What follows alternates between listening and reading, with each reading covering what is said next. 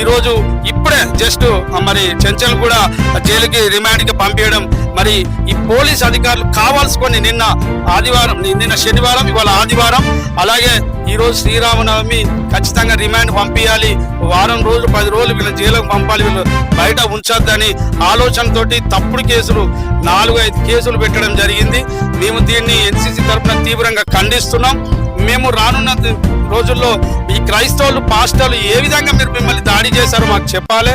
మేము హిందువుల మీద దూషించట్లేదు, మతోన్మాదుల మీద ఏమనట్లేదు, కావాల్సుకొని ఈ బురద జల్లే ప్రయత్నం మీరు మానుకోవాలని చెప్పేసి ఎన్సీసీ తరఫున తీవ్రంగా ఖండిస్తున్నాం. సో చూసాం కదా, అజయ్ బాబు గారిని అయితే చెంచల్ కూడా జైలుకి తీసుకెళ్లడం జరిగింది. ఇది ఎంతవరకు కరెక్టా కాదా అనేది ప్రజలారా మీరు కూడా కామెంట్ చేయండి. ఇక్కడున్న వారైతే ఇది కరెక్ట్ కాదంటున్నారు. ఫ్యామిలీకి ఎలాంటి ఇన్ఫర్మేషన్ ఇవ్వకుండా తీసుకెళ్లడం ఎంతవరకు కరెక్ట్? ఈ రోజు కేసు ఫైల్ చేసినట్టుగా ఇక్కడున్న అడ్వకేట్స్ కూడా మాట్లాడడం జరిగింది. సో వీళ్ళకు తగిన న్యాయం జరగాలని, క్రైస్తవ సమాజంలో 10 రోజులు అవుతుంది ఒక ఇన్సిడెంట్స్ జరిగి, అది మర్చిపోక ముందే